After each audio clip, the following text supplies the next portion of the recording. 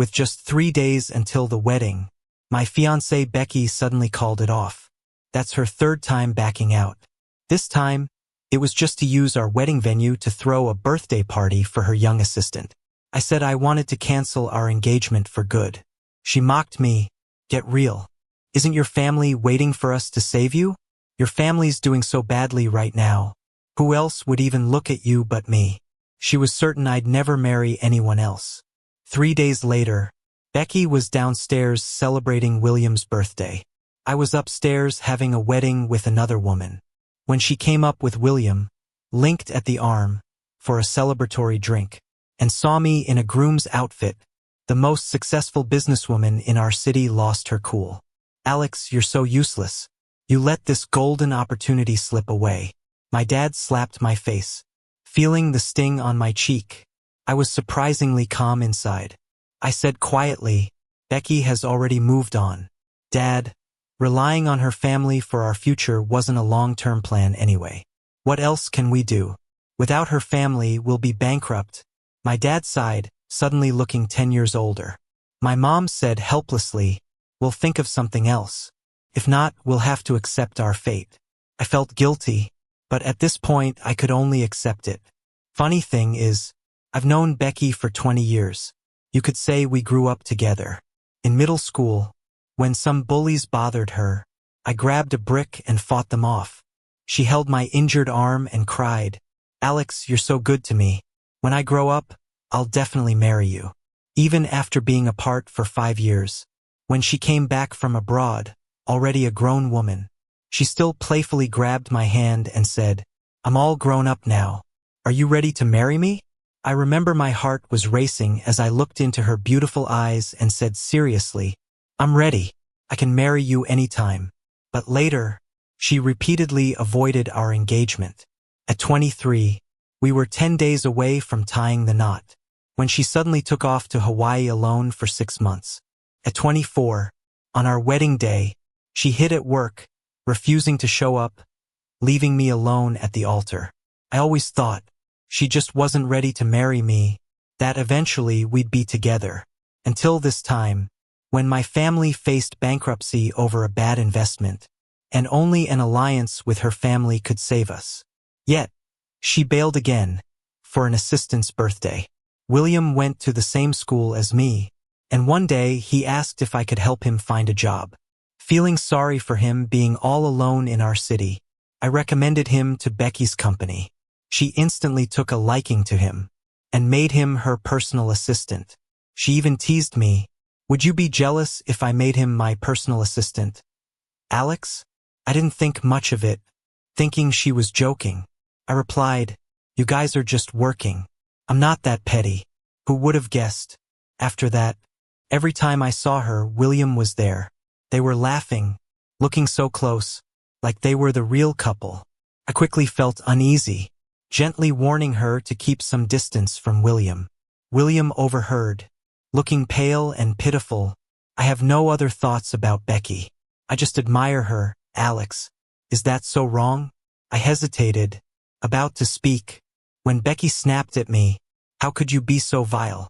Look how you've scared William. Apologize to him. Under her insistence, I apologized to William, but I clearly caught a smirk on his face as I did. Around this time, it was just 5 days until our third scheduled wedding. 2 days later, at our social gathering, I was supposed to attend with Becky, but she showed up with William. What's going on? Isn't Becky about to marry Alex? What's this about? So what if they're getting married? Even if they're wed, they can get divorced. Looks like the son-in-law is changing. Did you see Alex's face?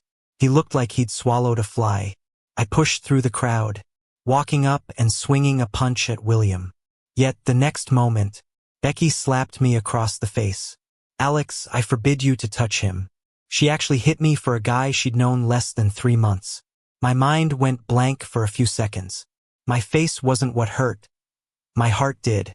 Becky glared fiercely at me. Alex, are you crazy? Who told you to hit him? She acted like I wasn't her fiancé, but an enemy. Becky, do you remember we're supposed to get married in 3 days? I asked, my voice hoarse. She turned away, impatiently saying, "I know. Stop reminding me over and over." She left me, protectively with William, assuring him gently, "Don't worry. Everything will be fine. I'll take you to the hospital right away." With those words, she whisked him out of the hall. I was left as the center of attention, laughed at like a clown.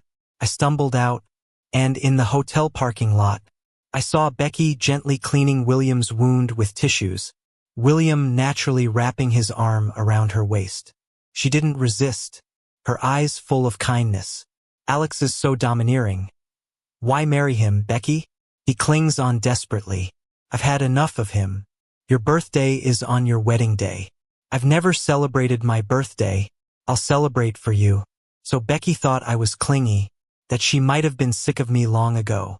Feeling bitter, I wandered past them like a ghost. Becky stopped me, commanding, "Alex, the wedding's canceled. I'm giving William a birthday party that day." What I dreaded had happened again. I really couldn't believe she canceled our engagement for a third time. Turning to face her cold, elegant face, I asked hopelessly, "Are you sure?" "Very sure." "So when are you planning to marry?" She sneered. "Why are you so impatient?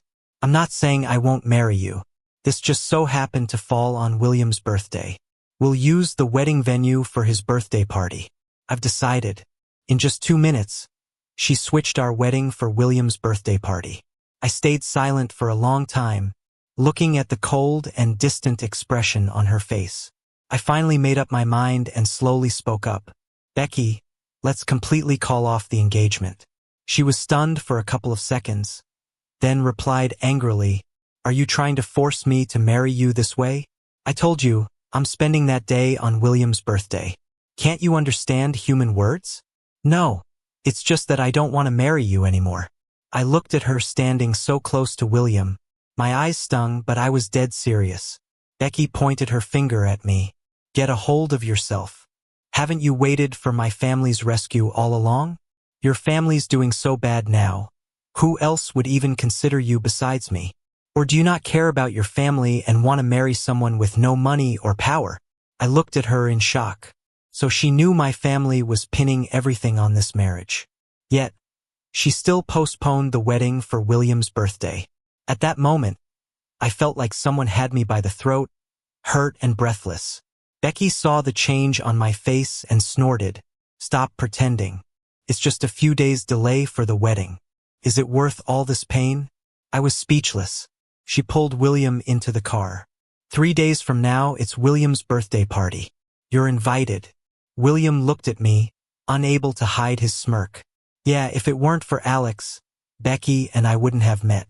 You'll have to come that day, Alex." As they drove off, I stood there quietly, remembering the day before Becky left to study abroad. She came to me. "Alex, I don't want to leave you. I'm so reluctant to let go of you.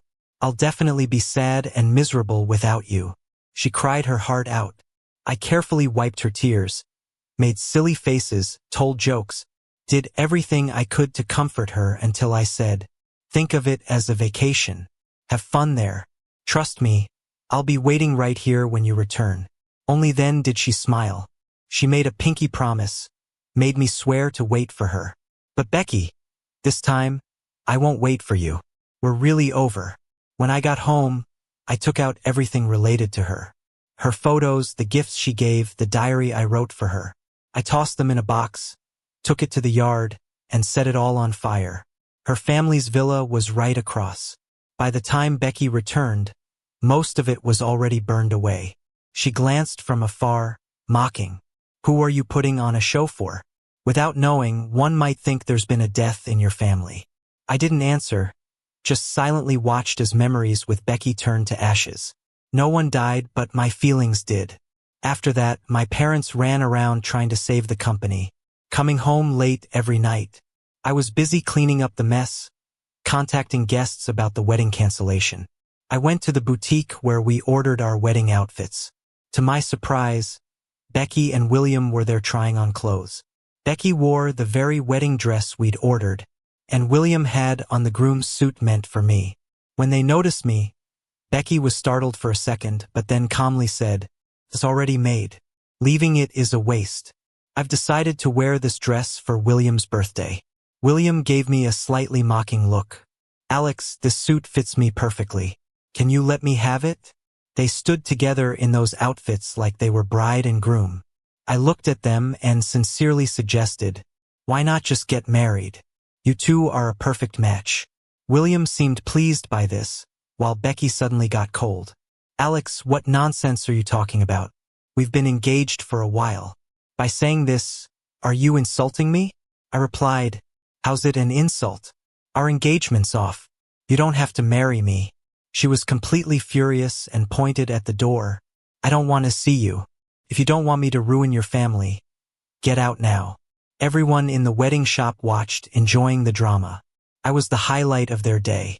After a final glance at Becky, I turned and left. Behind me, their laughter quickly filled the air. Inside, I was peaceful. After all, I'd let go of all expectations for Becky a long time ago. At home, my parents sat in the living room waiting. My mom looked at me, hesitated, and asked, Alex, do you still have feelings for Becky? Are you having a hard time letting go? My dad spoke sternly, even if you can't let go, you have to. It's the only way to save the company. I recalled the scene at the boutique and calmly replied, I have no feelings left for her. Good. Then marry Larry, Dad decided, slapping the table. I had no idea who Larry was. Next, I learned from my parents that earlier today, the daughter of a prominent family in City A wanted me to be their son-in-law. Tomorrow, they'd hold a wedding for me and this young lady, right upstairs from the venue we'd booked. William's birthday party was also tomorrow. Can't believe while Becky's celebrating downstairs, I'll be marrying someone else upstairs. Alex, if you don't want to, we won't force you, Mom said, watching me with concern. Dad stared, dreading a no from me. Quietly, I said, as long as she's willing, I'll go along with it. So this rushed wedding was set. The next day came quickly. That day, I was to marry a stranger. Too familiar with the original venue, I accidentally went to the wrong floor. I walked right into William's party. When I arrived, William's friends were goading Becky to kiss him. She looked at him with soft eyes, showing no hint of refusal.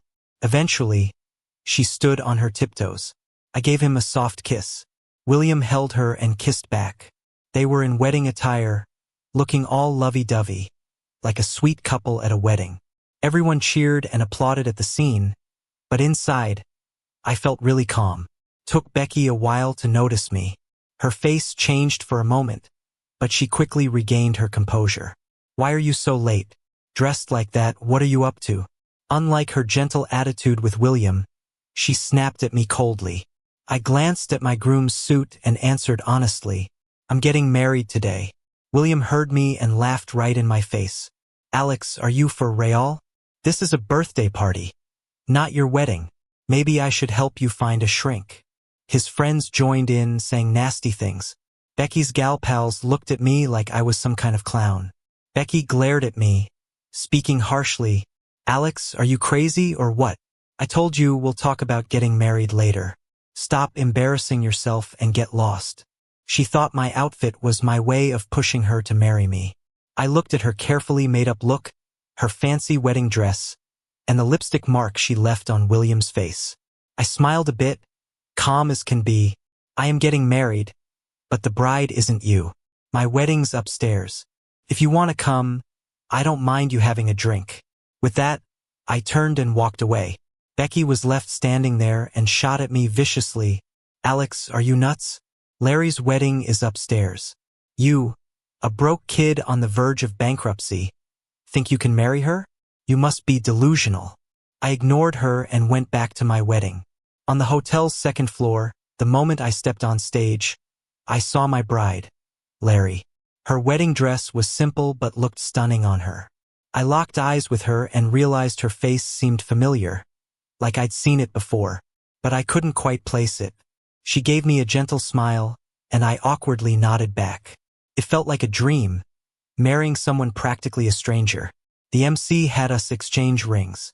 I walked to Larry, picked up her hand, and carefully slid on the ring. It was a tight fit, my hand shaking a bit. She lowered her head and giggled, whispering softly, "Alex, long time no see." Like we'd known each other forever, but I couldn't remember. She didn't say more, and neither did I, following along with the ceremony. Becky and William showed up as we were toasting the guests. Not wanting to steal Larry's thunder, Becky had switched out of her wedding dress. Seeing Larry with her arm looped through mine, joining me for toasting and small talk, Becky's face changed. She rushed over, grabbing my wrist. "Alex, what are you doing? How dare you mess with Larry's wedding? Do you have a death wish?" Everyone turned to look with curious eyes. They knew about the messy drama between us and wondered how things would play out. I pulled my hand away from hers. "Becky, if you're here to congratulate us, find a seat. Don't disrupt my and Larry's wedding." Becky hesitated, then laughed. "Is this a joke? You a broke guy with Larry?" Larry spoke up with a cool edge. "Ma'am, show some respect to my husband. If you don't, security will escort you out." Even Larry seemed to be playing along. Becky looked puzzled. Still reaching for my hand, she tried dragging me away as security stepped in. "Let me go. Alex, is this how you treat your fiancé? Aren't you scared my family will ruin yours in S-City?" Becky threatened with the same old weak point. I sighed, disappointed but staying calm. "We broke off the engagement, remember? This is my wedding with Larry. Chill out." Larry held my arm tighter, giving Becky a bland stare. "If you mess with him, you mess with me. You should know the consequences for your family." But Becky didn't seem to hear, still staring at me. "Alex, you're leaving me? You said you'd marry me. Did you forget?" Before I could answer, Larry stepped in. "Becky, really? Alex waited years for you.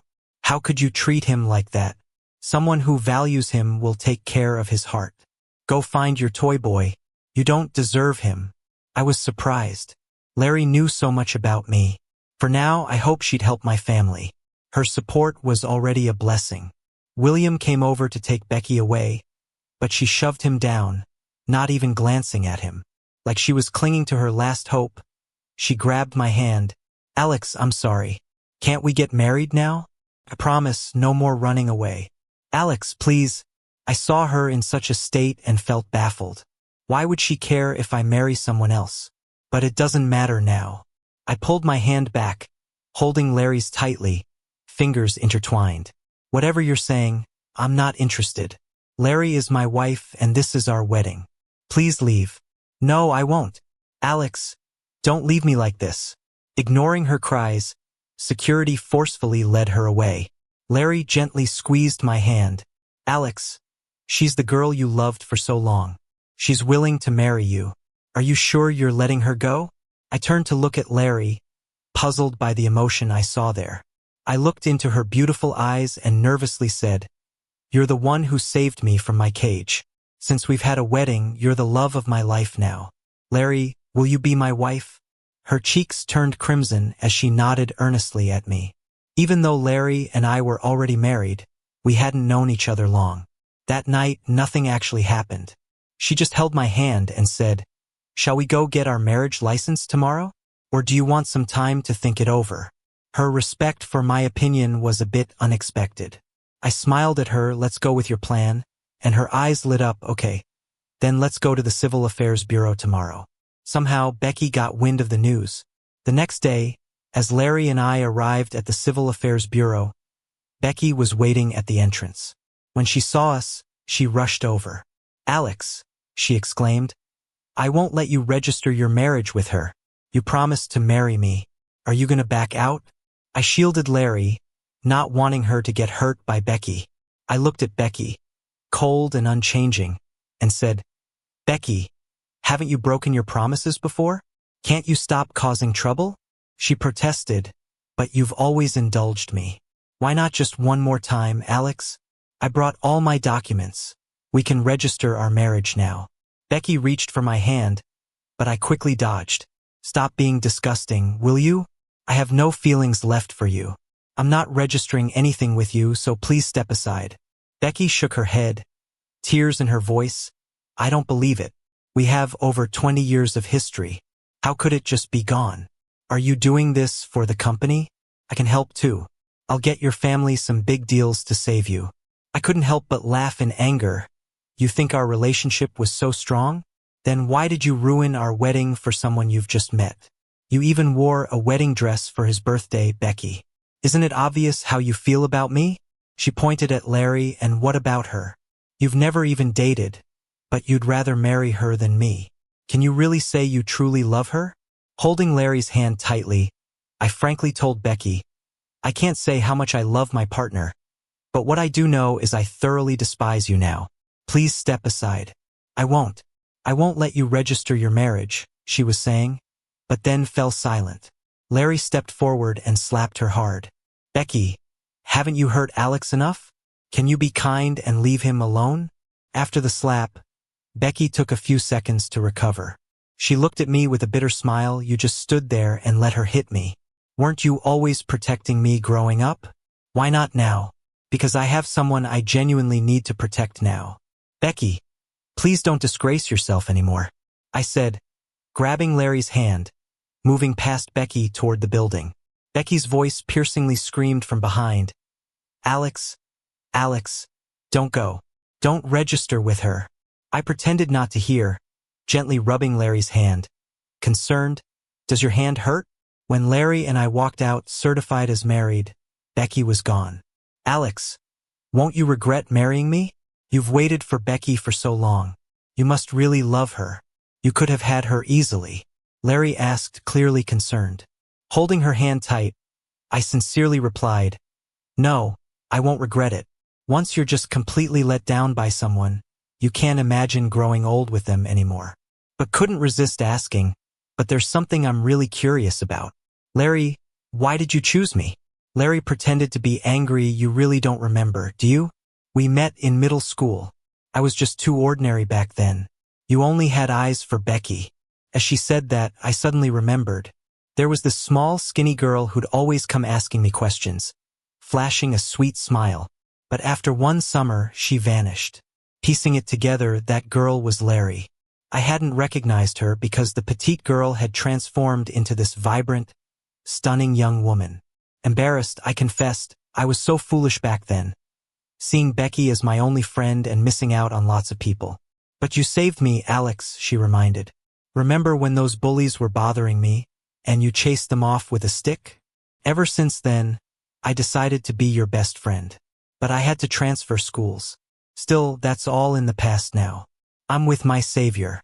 Alex, I really like you, Larry said as she wrapped her arms around me gently. To think that the same two girls I once rescued had such different roles. Becky talked about marriage for years only to waste our time, while Larry rescued me when I needed it most. Gratefully, I returned Larry's hug, promising wholeheartedly, I'll cherish your affection and love you back. On the day Larry and I were to leave S-City, as we stepped out of the hotel, William suddenly appeared, grabbing my arm. He looked a mess.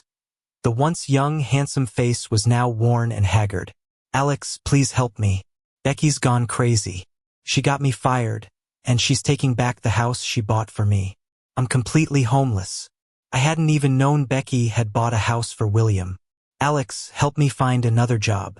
I can work for you, William pleaded, his gaze landing on Larry. I quickly shielded her, ready to shove William away. But Larry stepped up, scolding him on my behalf. You ungrateful jerk. How do you even have the nerve to come to Alex for help? Becky adored you. Go back and make her happy. William, looking at Larry, couldn't wait to say, I'm younger than Alex, better looking, and I can be your dog, Miss Lynn. Do you want to think about it? I couldn't take it anymore, and punched him hard in the face. What a creep, Larry grumbled from nearby. Just then, a car stopped right in front of us. It was Becky. But this time, she didn't stand up for William. She didn't even look at him. She rushed over to me and said, Alex, didn't you hate it when I hung out with William? Well, I've completely cut ties with him. From now on, I won't be friends with anyone you dislike. Please forgive me. You can get a divorce with her right now, and we can have a wedding anytime you want. Becky, what are you doing right now? There's no going back for us, you know that, right? She felt like a stranger to me, like she'd lost it.